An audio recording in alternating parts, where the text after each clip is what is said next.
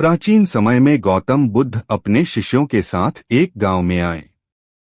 वहां एक व्यक्ति ने बुद्ध के पास जाकर पूछा, भगवान कृपया मुझे कर्म के बारे में समझाइए।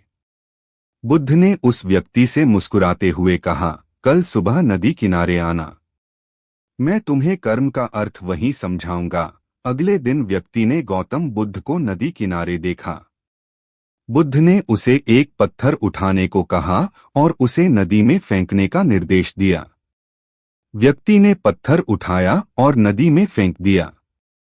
जैसे ही पत्थर नदी में गिरा, लहरें चारों ओर फैलने लगीं। बुद्ध ने पूछा, क्या तुमने देखा? यह पत्थर गिरते ही लहरें दूर तक फैल गईं। इसी तरह हमारे हर कर्म का भी प्रभाव होता है, चाहे वह छोटा हो या बड़ा।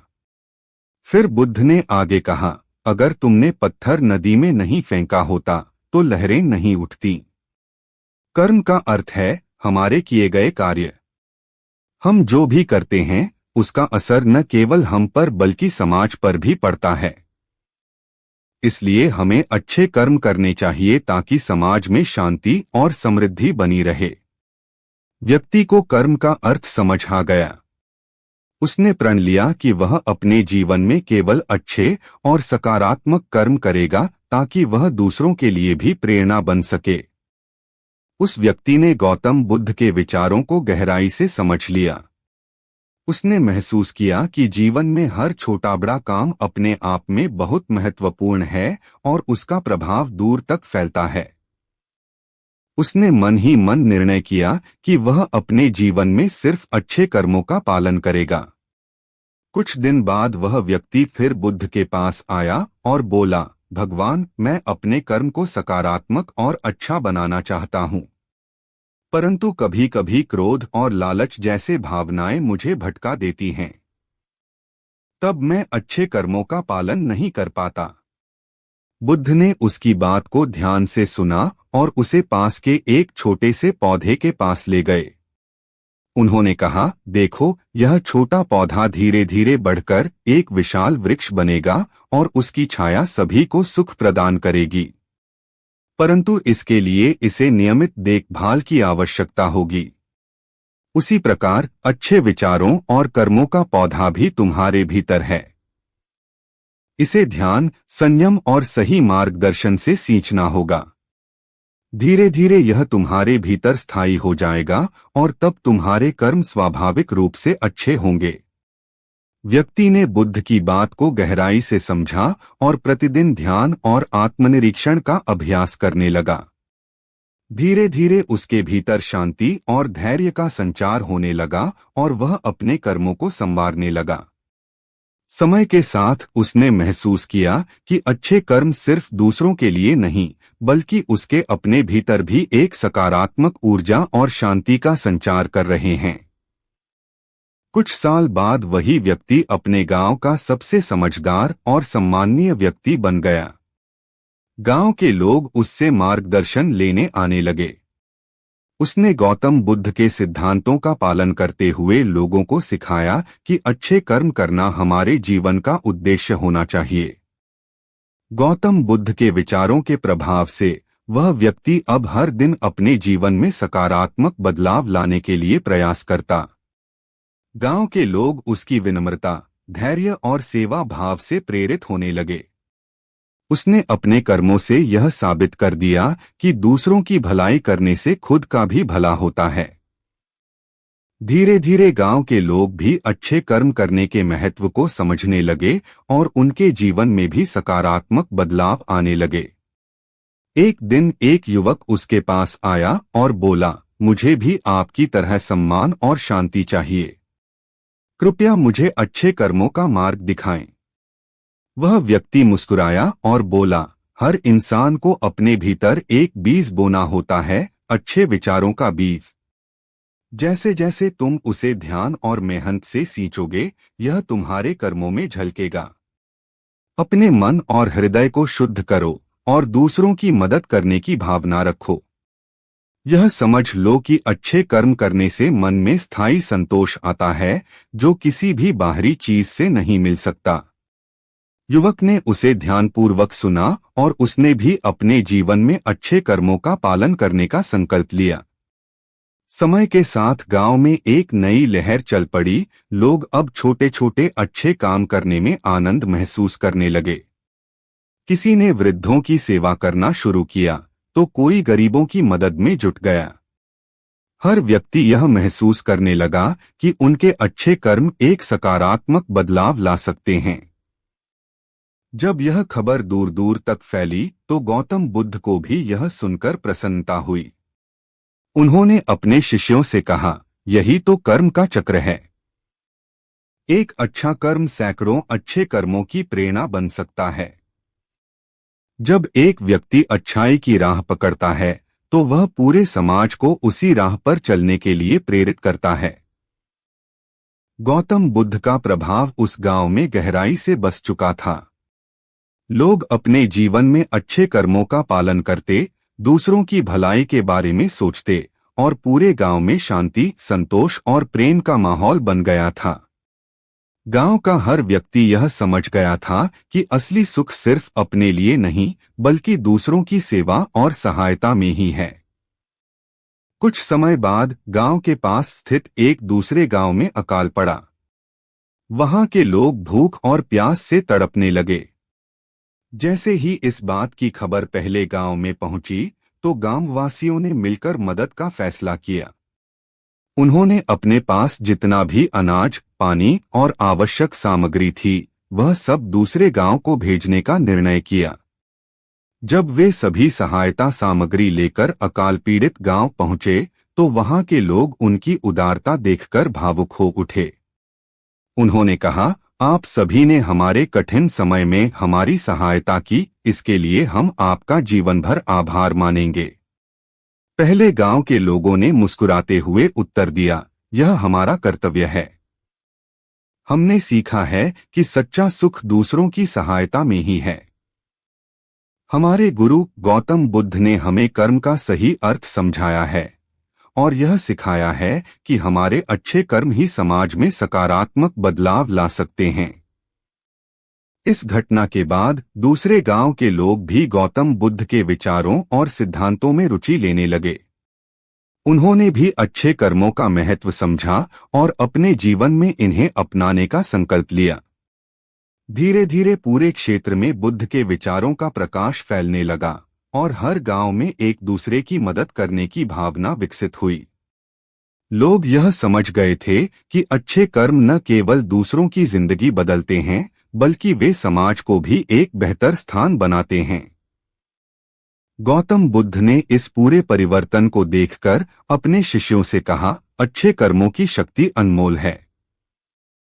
जैसे एक छोटे से दीपक से हजारों दीपक जल सकते हैं, वैसे ही एक व्यक्ति के अच्छे कर्म अनगिनत लोगों को प्रेरणा दे सकते हैं। जब हम बिना स्वार्थ के दूसरों की सहायता करते हैं, तब हमारे कर्म ही एक समाज को बेहतर दिशा में ले जाते हैं। समय बीतता गया और गौतम बुद्ध के उपदेशों का असर उस पूरे क्षेत्र पर दिखाई देने लगा। एक गांव से शुरू हुआ अच्छाई का यह सिलसिला आसपास के गांवों में फैल चुका था। लोगों के दिलों में सेवा और सहयोग की भावना इतनी प्रबल हो गई थी कि अब वे अपने जीवन का उद्देश्य दूसरों की भलाई में समझने लगे थे। हर गांव में लोग गौतम बुद्ध के उपदेशों को आत्मसात कर चुके थे और दूसरों के प्रति करुणा और सहानुभूति से भरे हुए थे। एक दिन बुद्ध ने अपने शिष्यों से कहा, देखो, यह अच्छाई का चक्र है। हमने केवल एक व्यक्ति को अच्छे कर्मों का महत्व समझाया और उसने पूरे समाज को बदल डाला। याद रखना, अच्छाई की यह शक्ति असीम है। यह ऐसे ही एक गांव से शुरू होती है और पूरी दुनिया में फैल सकती है, यदि लोग इसे अपनाना चाहें। बुद्ध के शिष्य भी यह देख आश्चर्यचकित थे कि उनके गुरु के उपदेशों ने कैसे धीरे धीरे एक गांव को आदर्श समाज में बदल दिया और फिर उस समाज की अच्छाई दूर दूर तक फैल गई। एक शिष्य ने उनसे पूछा, भगवान, क्या यह चमत्कार नहीं है कि केवल एक शिक्षा ने सैकड़ों लोगों का जीवन बदल दिया?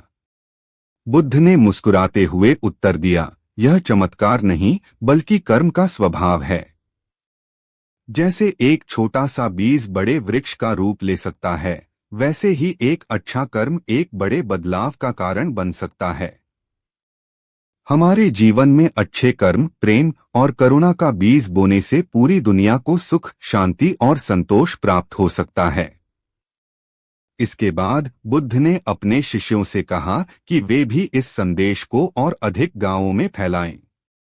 उन्होंने कहा, यह हमारा धर्म है कि हम अच्छाई का यह संदेश सभी तक पहुंचाएं। यदि लोग समझ जाएं कि सच्चा सुख दूसरों की सेवा में है, तो यह दुनिया एक सुंदर स्थान बन जाएगी। शिष्यों ने बुद्ध के निर्देश का पालन किया और अलग अलग स्थानों पर जाकर लोगों को अच्छे कर्मों का महत्व समझाने लगे। उन्होंने लोगों को समझाया कि हर कर्म का असर होता है और इसलिए हमें सोच समझकर ही काम करना चाहिए। उन्होंने बताया कि जब हम दूसरों के लिए भलाई का कार्य करते हैं, तो हम अपने भीतर भी संतोष और शांति का अनुभव करते हैं। धीरे धीरे बुद्ध के शिष्यों के प्रयासों से अच्छे कर्मों का संदेश और भी दूर दूर तक फैलने लगा। जहां जहां यह संदेश पहुंचा, वहां वहां लोग आपसी सहयोग, प्रेम और करुणा का पालन करने लगे। समाज में हिंसा, लालच और ईर्ष्या के स्थान पर अब सेवा, समर्पण और दया का महत्व होने लगा। गौतम बुद्ध के संदेश और उनके शिष्यों के प्रयासों से अच्छाई और करुणा का यह चक्र निरंतर आगे बढ़ता रहा। उनके विचारों का प्रभाव इतना गहरा था कि जहां भी उनके शिष्य पहुंचे, वहां लोग अपने जीवन में सकारात्मक परिवर्तन लाने के लिए प्रेरित हुए। हर गांव, हर नगर धीरे धीरे एक आदर्श समाज में बदलने लगा। अब बुद्ध की ख्याति दूर दूर तक फैल चुकी थी और लोग उनके विचारों से प्रेरणा लेकर जीवन में शांति और सद्भावना स्थापित करने का प्रयास करने लगे। एक दिन बुद्ध के पास कुछ राजा और विद्वान आए और उनसे पूछने लगे, भगवान, हम अपने राज्य में शांति और समृद्धि कैसे स्थापित कर सकते हैं? लोगों में प्रेम और सद्भाव कैसे ला सकते हैं? बुद्ध ने उन्हें उत्तर दिया, राज्य में वास्तविक शांति तभी स्थापित होगी जब प्रत्येक व्यक्ति के मन में शांति होगी। समाज और राज्य का निर्माण व्यक्ति से होता है। यदि हम लोगों को अच्छे कर्मों का महत्व सिखा सकें, उन्हें सेवा, करुणा और परोपकार की राह पर चलने के लिए प्रेरित कर सकें, तो राज्य में स्वाभाविक रूप से शांति और समृद्धि का वातावरण बन जाएगा। उन्होंने आगे समझाया, राजा का धर्म केवल शासन करना नहीं है, बल्कि समाज में नैतिकता और सद्भावना का प्रसार करना भी है। जैसे एक पेड़ सबको छाया देता है, वैसे ही एक राजा का कर्तव्य है कि वह अपने राज्य को सुरक्षा और सुख दे। किंतु यह तभी संभव है जब लोग स्वयं को और दूसरों को समझें और समाज की भलाई के लिए कार्य करें। राजाओं ने बुद्ध की बातें गहराई से समझीं और अपने राज्यों में अच्छे कर्मों को प्रोत्साहित करने का संकल्प लिया। उन्होंने अपने राज्यों में बुद्ध के संदेश का प्रसार शुरू किया और लोगों को निस्वार्थ सेवा और करुणा का महत्व सिखाया। उन्होंने कई संस्थान और आश्रम स्थापित किए, जहां बुद्ध के उपदेशों पर आधारित शिक्षाएं दी जाने लगीं। धीरे धीरे उनके राज्य शांतिपूर्ण और समृद्ध होने लगे और लोग अपने राजा का सम्मान करने लगे। इस परिवर्तन ने आसपास के राज्यों पर भी गहरा प्रभाव डाला और वहां के लोग भी इस नई राह पर चलने के लिए प्रेरित हुए। धीरे धीरे बुद्ध के संदेशों का प्रभाव पूरे देश में फैलने लगा। लोगों ने समझ लिया कि असली सुख और शांति दूसरों की सेवा और सहायता में है, न कि केवल व्यक्तिगत लाभ में। गौतम बुद्ध ने अपने शिष्यों से कहा, हमने इस यात्रा की शुरुआत एक छोटे से गांव से की थी और देखो, अब यह संदेश पूरे देश में फैल गया है। यह हमें सिखाता है कि अच्छे कर्म और करुणा की शक्ति असीम है। जब हम सच्चे दिल से दूसरों की भलाई की इच्छा रखते हैं, तो पूरा समाज एक परिवार की तरह जुड़ जाता है। अंतिम सीख, अच्छे कर्म और करुणा की राह पर चलने से व्यक्तिगत, सामाजिक और राष्ट्रीय स्तर पर शांति और समृद्धि आ सकती है। जब लोग अपने छोटे छोटे कर्मों में प्रेम और करुणा का संचार करते हैं तो यह संसार एक सुंदर और सुखमय स्थान बन जाता है। यही अच्छाई का चक्र है जो समाज को उन्नति की ओर ले जाता है और एक आदर्श दुनिया का निर्माण करता है।